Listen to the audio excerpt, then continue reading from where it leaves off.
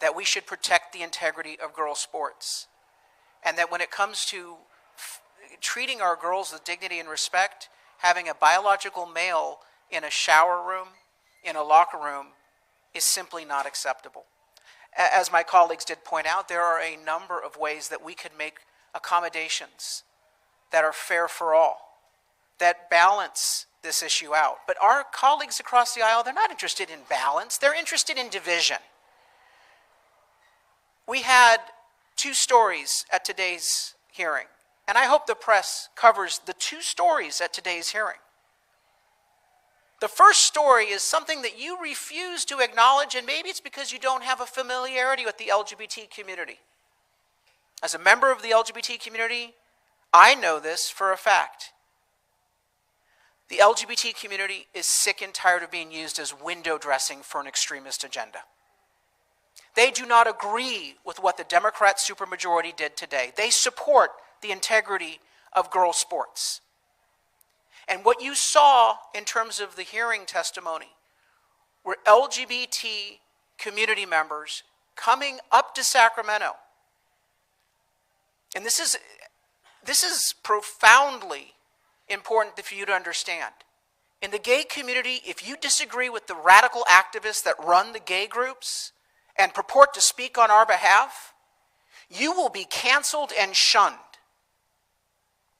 But those LGBT community members had the courage to come up here to Sacramento on tape to testify in favor of these two common sense bills. I asked this media to report that profound story that I think would be of quite a great interest to your viewers, your listeners, and your readers, that the LGBT community supports the integrity of girls' sports. That there is a civil war going on within the LGBT community because they're sick and tired of being used as window dressing for a radical agenda. You had the term Nazi thrown about, 1940s Germany. This is the same cabal that preaches tolerance, diversity, equity. This is unacceptable in this capital. To call LGBT community members who testified in favor of girls' sports Nazis is deeply disrespectful. It's ignorant. It's toxic. The second story is that we have a difference of opinion up here, but apparently we also have a supermajority that doesn't understand the American system of government. We absolutely affirm that transgender community members have rights, and we will protect and defend their rights. But in our American system, no one can exercise their right if it comes at the cost of someone else's right. What the Democrat supermajority wants us to do is to eviscerate the rights of girls. California voters do not want to do that. The Republican caucus, we do not want to do that, and we will fight every single day to affirm and protect the rights of all Californians, our transgender community members, as well as our girls. Thank you. Hello everyone, Assemblywoman Leticia Castillo. Hola a todos, soy la asambleísta Leticia Castillo y estoy aquí hoy porque quiero dejarles saber lo que sucedió hoy. En el comité, hoy los demócratas aquí en Sacramento votaron para parar 2 proyectos de ley para proteger a sus hijas en los deportes. Esto no está bien. Nosotros, los republicanos, vamos a siempre luchar por sus hijas. Ahorita es una agenda que va contra la familia y eso no está bien. Quiero dejarles saber, eso es lo que está sucediendo ahorita y pongan más atención porque sus hijas son importantes, nosotros sabemos eso y vamos a seguir luchando para ustedes y sus hijas en los deportes. Muchas gracias. Question. I just want to pose what I also tried to ask Speaker Regis today, but do any of you have any concerns about the Trump administration threatening to withhold funds over the fact that the state has this policy still? I know they called out your bill by name, but do we have concerns? any thoughts? Just, yeah, I mean, are you worried that the Trump administration might not take money away from the state because of it?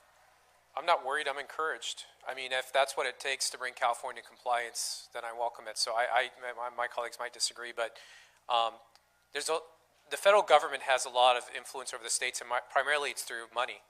And that's how they control policies, whether it's on our highways or whether it's drinking limits or age limits for drinking, it's through financial means. So if California wants to keep the federal money flowing, it's got to comply with federal law, and whether that's on this issue or sanctuary states. So the only people jeopardizing funding for Californians are the Democrats. They can comply, and there'll be no issues.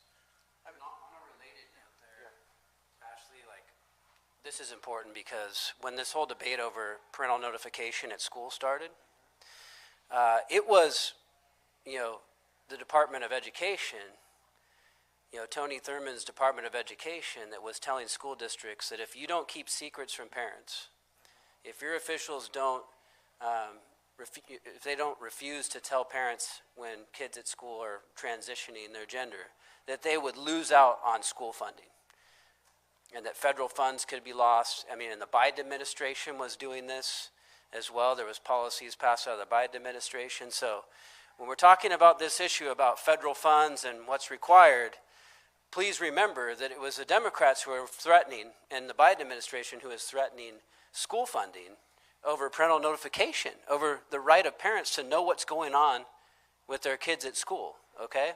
Now, the Secretary of Education, Linda McMahon, has come out and said, yeah, you have to follow Title IX.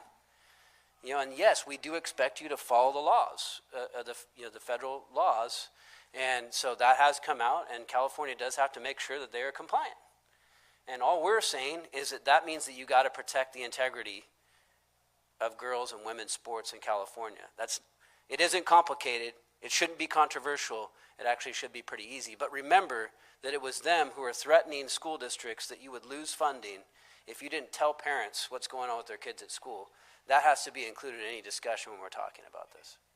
And let me just say, let's remember our history. It was the federal government that had to go into certain states to protect the rights of African Americans. And so the federal government, in our system of government, we have the U.S. Constitution, and the most important amendment to the Constitution, there's a lot of competition, the 14th Amendment. Due process, equal protection under the law.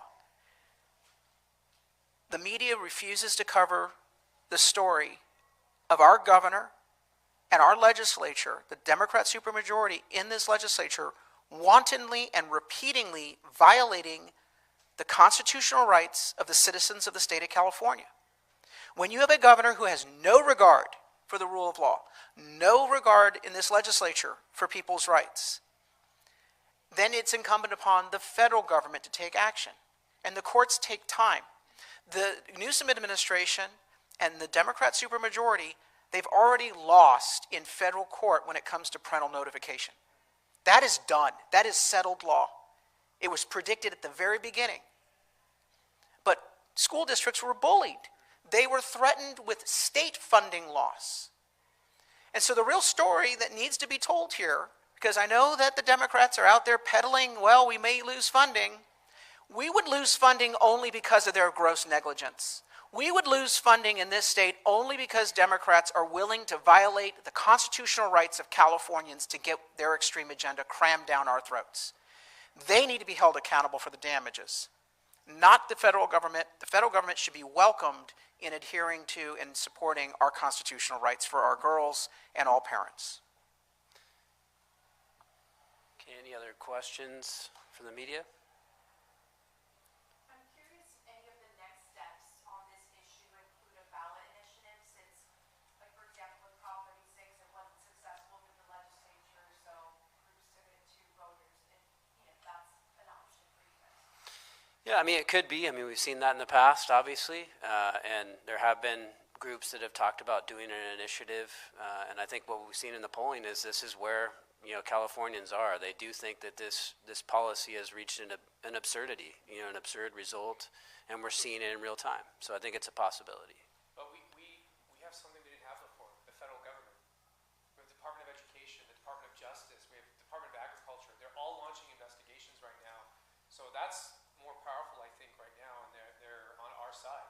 So I think that's a lot of power, and that's that's something the state's not really grappling with, the severity of the consequences of their actions.